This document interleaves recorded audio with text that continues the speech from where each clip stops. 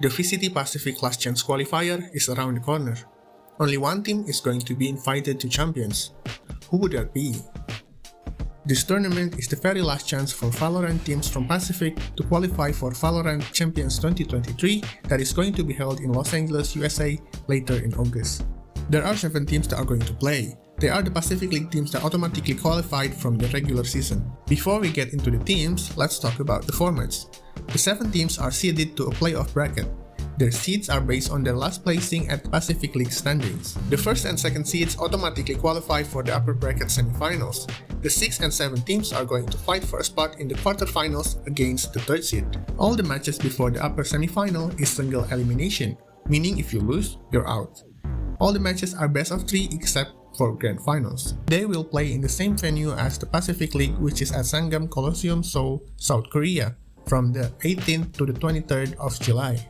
Also, Agent Deadlock is not available in this event. Now let's get into the 7 teams that are going to play. They are DFM, Talon Esports, Global Esports, RRQ, Gen.G, Team Secret, and Zeta Division. Now let's talk about them one by one. The Japanese team is a no-show in the Pacific League. After being winless for the whole tournament, they decide to part ways with their coach HSK and hire new coach X-Ray N in hopes that they can have a better game plan in this event. But it's hard to have expectation after you go 0-9 in the regular season. Unless the player can step up big time, I cannot see this team go far in this event. The previously promising roster did not pan well in the Pacific League. They seem to not get the perfect balance even after trying out the roster composition with a substitute. They did get a huge win against Gen.G, but after that they failed to get another dub. I think they can win against the FM, but I'm not sure that they can go past Gen.G in the quarterfinals. This team has a lot of ups and downs. When they are on fire, they are really scary, but when it's not their day, they don't play like a team. One of their problems other than consistency is that they often lose momentum in the middle of the game, like when they lost 1-2 to Zeta, T1 and PaperX. They were winning, they lose focus and then they lose. Their bad start to the league really cost them their playoff chance. Their game plan was a hit and miss at the start, but then started to become more solid at the end of the season. The 6-man roster has to find the perfect comp if they want to live long in this tournament. Luckily, they seem to be improving day by day, and maybe we can see a better RRQ that can be a contender in this event. The next team is Gen.G. After starting the league with a 4-win streak, Gen.G was considered one of the best teams even after the RX. But they somehow fell off after their first loss against the RX on April 22nd, and they've never won again in the regular season. They are going to play against the winner of DFM and Talon Esports. If they manage to get back to their initial form, they can be a serious threat. The Filipino team is certainly one of the favorites in this event. They are the only team that managed to win against PaperX and the RX in the regular season.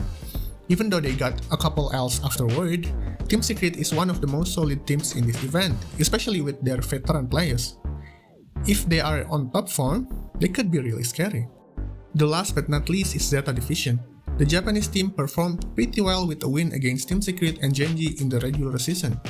However, their playoff run is not as they are expected.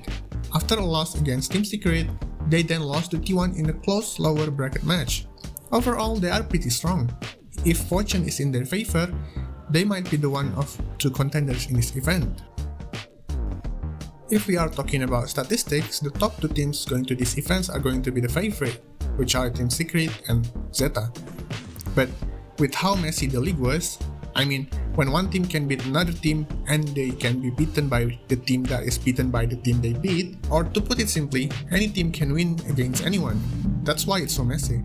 We will have to rely on how they play on the day of the match. Sometimes they are extremely good and sometimes things just don't work out, and they play poorly. So it's kinda hard to predict who is going to win when everyone has the same fair share to win this event. Although I can say that the bottom 2 are unlikely to advance further than semi-final, but I can still be wrong. With that being said, this LCQ is going to have banger matches that you don't want to miss, and I hope this video can give you a little insight to teams that are playing.